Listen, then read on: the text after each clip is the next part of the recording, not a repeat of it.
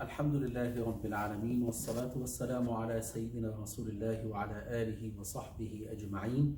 الإخوة والأخوات عماد مسجد بلال بن رباح، تحية من عند الله مباركة طيبة. السلام عليكم ورحمة الله وبركاته، مع الحلقة 12 من خلال قناتكم المباركة، والتي نتحدث فيها عن الدرس 7 من أحكام الصيام، والمتعلق بوقت قضاء ما علينا من صيام في رمضان وكيفية قضاء هذا الصيام. All praise is due to Allah, and may peace and blessings be upon our Prophet Muhammad and his family and his companions. Dear brothers and sisters that attend Masjid Bilal, Assalamu alaikum wa rahmatullahi wa barakatuh. Tonight is the 7th lesson about the provisions of fasting, and we'll be talking about missed days during the month of Ramadan, how to make them up and when to do that. الأولى المبادرة والمسارعة في قضاء ما علينا من الصيام. من كان عليه صيام في أيام في رمضان، فالأولى المسارعة والمبادرة إلى قضاء ما علينا من صيام، ولا يوجد إثم بالتأخير ما دام النية موجودة لقضاء ما علينا من صيام، لأن وجوب القضاء على التراخي، حتى كان له أن يتطوع قبله على الصحيح، بدليل أنه يجوز للإنسان أن يصوم 6 أيام من شوال بنية السنة عن النبي صلى الله عليه وسلم، ثم يقضي ما عليه من رمضان في خلال شهور السنة المتبقية. So it is good to know that it's essential to start as soon as possible in making up missed days, but there is no sin in leaving it till later, with a strict condition to have the intention to fast them later on. And if you delay just a little bit after Ramadan in order for you to fast the 6 days, which is a sunnah of the Prophet, peace be upon him, then you can do the sunnah, and then after that you can start fasting your days. فمثلا المرأة التي حاضت في رمضان عليها أيام من رمضان، فهل تصوم هذه الأيام في شهر شوال قبل أن تصوم 6 أيام من شوال؟ الإجابة على هذا السؤال المهم أنه إن كان في قدرة المرأة أن تصوم ما عليها في شوال وأن تصوم 6 أيام من شوال، فالأولى لها أن تبدأ بما عليها بالدين، وهو قضاء ما عليها من رمضان، ثم تصوم 6 أيام من شوال. أما إذا كانت المرأة لا تستطيع أن تجمع بين ما عليها من صيام في رمضان وبين 6 أيام من شوال، فإنه في هذه الحالة يجوز لها أن تؤخر ما عليها من قضاء أيام في رمضان وتصوم 6 أيام من شوال، حتى لا يفوتها هذا العمل الصالح وهذه السنة المؤكدة عن النبي صلى الله عليه وسلم. So as an example for what we just said is let's say a menstruating woman, if she was able to fast all the days that she missed during the month of Ramadan, and she can also fast the 6 days in Shawwal, this is good. But if she has no ability to do both at the same time, it is better that she does the 6 days in Shawwal, so she doesn't miss out on the benefit and a great reward from fasting those 6 days. And after that, she can make up her days, her missed days in other months. والدليل على جواز تأخير قضاء ما علينا من رمضان في أي شهور السنة حتى إلى شهر شعبان قبل رمضان التالي، ما ورد عن أم المؤمنين عائشة رضي الله عنها قالت: كان يكون علي الصوم من رمضان، فما أستطيع أن أقضيه إلا في شعبان، الشغل من رسول الله صلى الله عليه وسلم أو برسول الله صلى الله عليه وسلم، تقصد لانشغالها بحال النبي صلى الله عليه وسلم ومتطلباته، فإنها لم تكن تستطيع أن تصوم بعد رمضان مباشرة، وإنما كانت تصوم ما عليها من أيام في رمضان تصوم في شعبان أي في آخر السنة. So the proof of what we just said is what came from our mother Aisha radiallahu anha, when she said, I used to make up my missed days during Ramadan in the month of Sha'ban because I was busy looking after the Messenger of Allah, peace be upon him. هناك حديث آخر عن أم المؤمنين عائشة تقول فيه رضي الله عنها، تصرح فتقول: ما كنت أقضي ما يكون علي من رمضان إلا في شعبان حتى توفي رسول الله صلى الله عليه وسلم.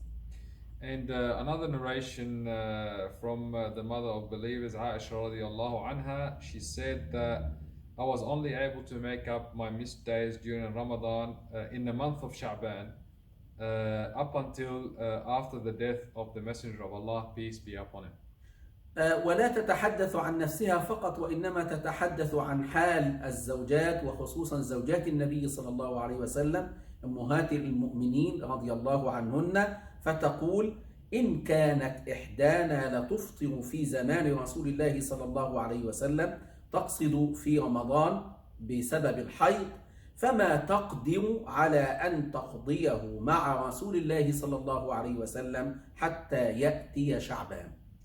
So another narration from al-Mu'mineen Aisha radiallahu anha, she said that if any of us, and she meant he is the mothers of the believers and the wives of the Prophet, peace be upon him, during the life of the Messenger of Allah, peace be upon him, when they used to miss days in the month of Ramadan, they had no chance to make them up while the Prophet, peace be upon him, was alive until the month of Sha'ban.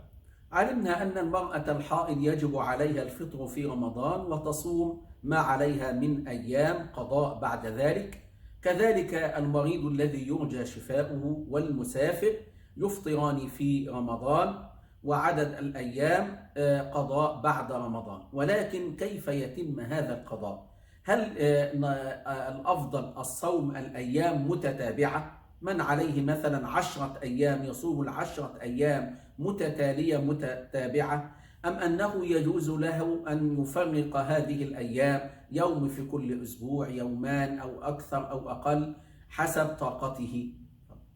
So similarly to a menstruating woman, the person that has an illness which is curable and missed days during the month of Ramadan, as well as the person that's traveling, these missed days, how do we normally fast them? Do we have to actually fast them all in one go, or can we actually fast a day each week, or a day each month, or a day every fortnight? We will talk about that shortly. الأفضل قضاء هذه الأيام متتابعة، هذا هو الأفضل، ولكن يجوز أن يكون الصيام مفرقا يفرقه حسب استطاعته وحسب ما يتيسر له على عدد شهور السنة. المهم والأفضل ألا يأتي عليه رمضان آخر وهو عليه أيام من رمضان السابق.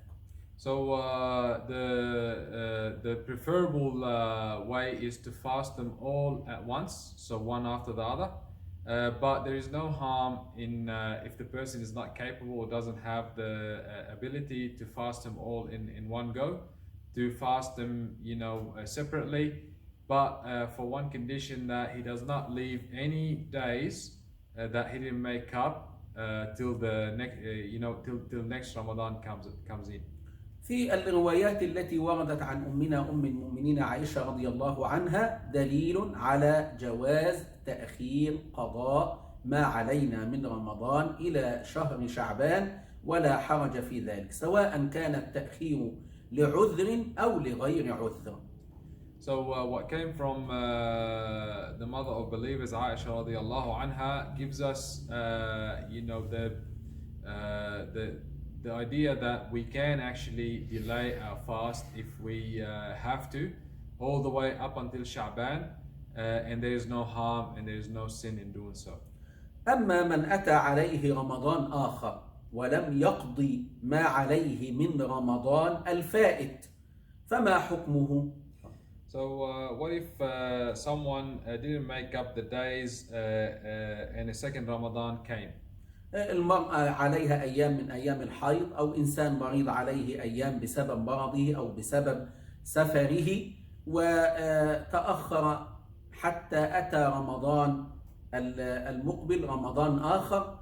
فالعلماء قالوا إن كان ما حدث من عدم الصيام لعذر خارج عن إرادته فلا شيء عليه، ويقضي ما عليه بعد رمضان الذي جاء عليه.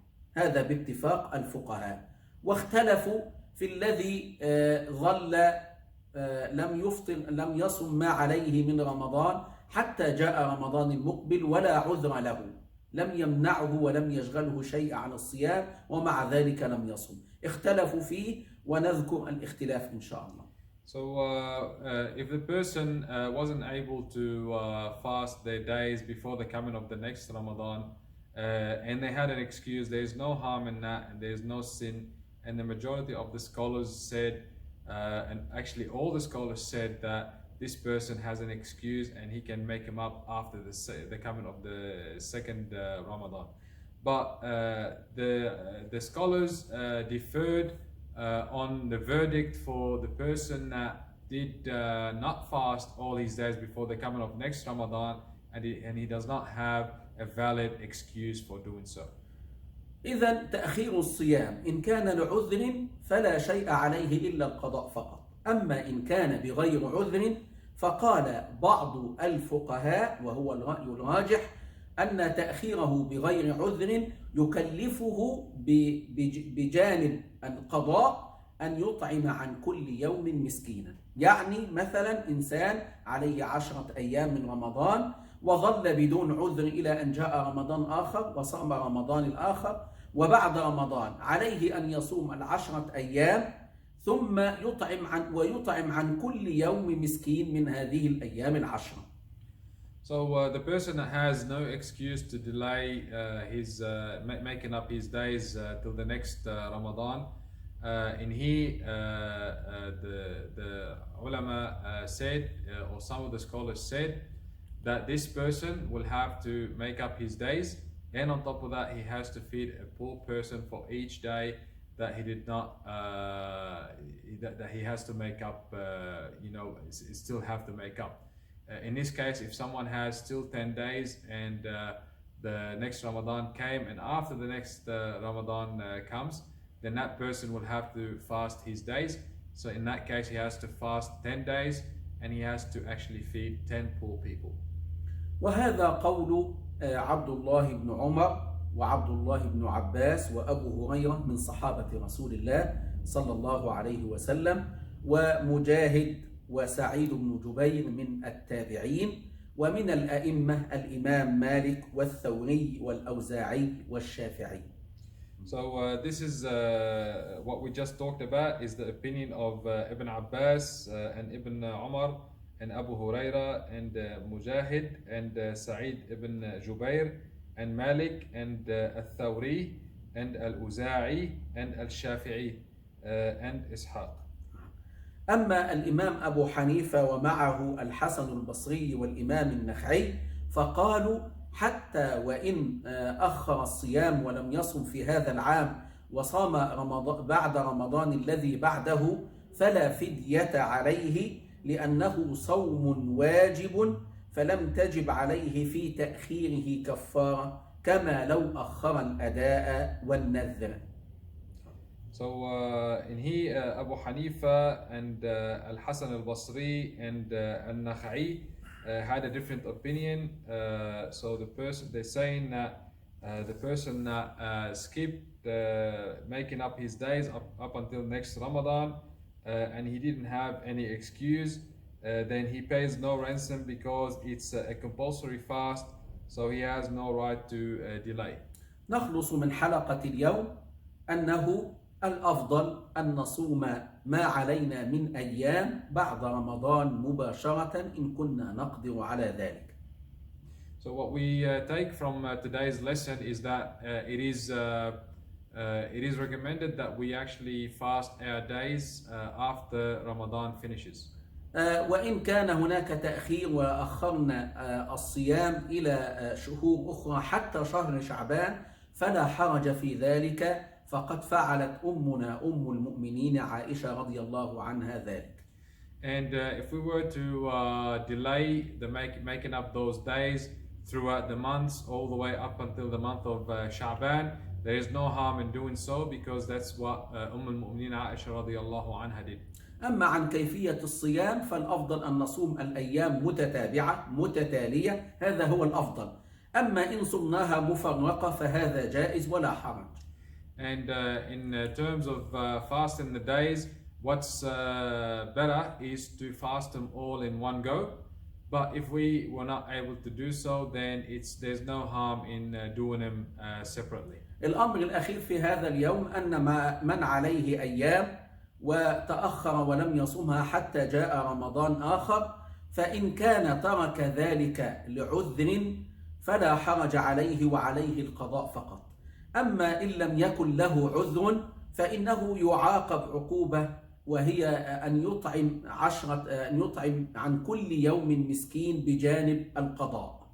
And the last point is that a person, if they didn't make up their days and the next Ramadan came, if they had an excuse, then there is no harm, but they still have to make up the days that they have to. But if they don't have an excuse, in this case there is a punishment for them, and for that is that they still have to make up the days, and they have to feed a poor person for each day they missed. أما من كان قادرا على الصيام ولم يكن قادرا على الإطعام فليصم ما عليه فقط قضاء ولا يطعم، أخذا برأي الإمام أبي حنيفة وغيره من العلماء. And if the person wasn't able to feed a poor person because they missed their days, the next Ramadan came, then if they follow what Abu Hanifa said, then they just make up their days and don't feed a poor person. نسأل الله العلي القدير أن يعيننا على الطاعات وأن يتقبلها منا وأن يجعلنا جميعا من المقبولين. والسلام عليكم ورحمة الله وبركاته.